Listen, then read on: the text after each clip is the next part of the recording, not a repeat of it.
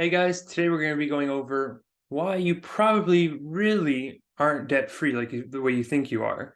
So oftentimes people come to us and say, hey, I'm tax free. I own my house. I don't have any money on credit cards. I own all my cars. There's no student loans. I'm debt free.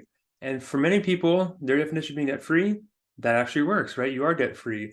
If you had a balance sheet, you would see in the liability section, zero, right? We owe nobody any money. We are debt free in the traditional sense. However, if you have any degree of money saved in pre-tax assets, that's money you haven't paid taxes on yet, you actually have a hidden tax liability that you have yet to satisfy.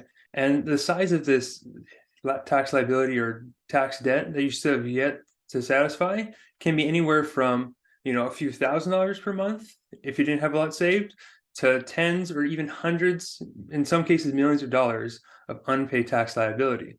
So here, let me show you what I'm talking about. So if you're like most people and you have money saved in something like, your Plan 3 account, DCP 403B, whatever it is, let's say you had $500,000 in that account. Remember that the money is not all yours yet, right? We still have yet to pay the IRS their portion of it, right? Part of the deal going pre-tax was, hey, I can deduct my contribution, but I'm gonna have to pay taxes on this plus the growth in the future. Now, when you come looking at retirement, let's see $500,000 on there, and we're in the 22% tax bracket. That means that $110,000 is still owed to the IRS, right? So that is a debt that you still owe to them, and they're going to get it one way or another. So when I say you're not really debt free, exactly what I'm talking about. Now, this debt's kind of the worst types, in that it can change any time, right? It's all depending on what Congress or the IRS dictates is what you owe them. This little dotted line can move. So if they decide that, hey, taxes are going to go from 22 to 25% for you, this line moves over. Now you owe them more money, right? In a way, this is like an adjustable rate mortgage. Only we don't have a predetermined time of when the payment is going to be taken off, and we don't have a interest rate cap. So they can kind of dictate the amount of taxes we owe them anytime with very little notice. So this is what it looks like in today's dollars. Now, if we go down to the bottom here, we say, if we just did nothing, we just kind of let it grow for 18 years, and you grew at an 8% rate of return, you can see that your portion went from 390 to 155, but the IRS's portion, right, your debt you still owe them, went from 110 to almost $440,000, 4 times as much in just 18 years.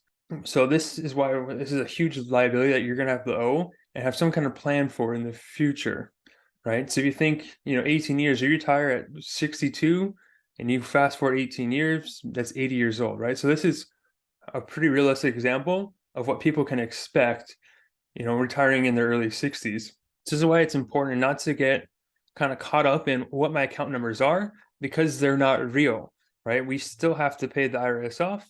Your account might say $1,000,000, but more likely it's closer to $800,000 or $700,000. This is especially true when people in Plan 3, who that's kind of like their core belief is I went with Plan 3 over Plan 2 because I thought I was going to do better and have all this money, and a bigger number means a better retirement. When you start taking taxes out of it, it kind of makes you realize that I don't have as much money as I thought I might. And what's worse, like I mentioned earlier, is this can change at any time. I could end up owing, on this bottom example here, I could go from 400, to 500, 6, 7, $800,000, right? It all depends on what the IRS dictates, as well as how I distribute it, right? Now, any money that I touch from this account, I have to pay taxes on, right? So if I said, hey, I wanted $500,000 in cash right now, I'd owe $110,000, at the 22% rate. But more than likely, that's going to bump me up in tax brackets, and this line is going to shift again, right? We're going to jump brackets, therefore I'm going to owe more in taxes. So a portion of this, that's why this is projected, because it all depends on how you take it, what the tax laws say it is. So oftentimes you may end up owing more than this. So that's important to have a tax plan in your retirement account. The second thing I want to point out, so we already established that not all the money is ours, but the bigger kicker is, of this $500,000, the $110,000 that isn't ours, that goes to the government, we still have to pay the fees on their money, right? So we pay fees on our investment account, even though we only can benefit of what the amount that we keep.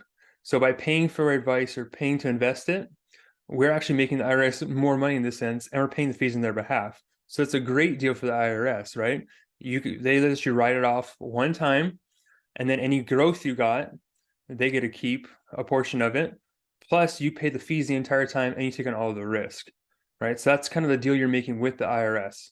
So they essentially become a business partner in the sense of what your future equity is in these accounts. One strategy that you can use to do something about it is something called a Roth conversion, right? So in the Roth conversion, what you're doing, you're saying, hey, rather than waiting and letting this account get out of hand, I'm just going to pay them off now, right? So right now it's saying if I just paid the 110 in today's dollars, just a hypothetical example, if I did pay the 110 and then the same situation down here below, 18 years at 8%, I have 1.9 million, that's all mine. I already paid them off, right? So this bottom bar here shows what a Roth account is, right? There's no tax liability due to the IRS, whereas tax deferred accounts, this top one here, you still have a portion that's going to be going to the IRS, right? That's your unpaid tax bill. So Roth conversion seeks to pay them in advance so we can benefit from the future years of growing tax free.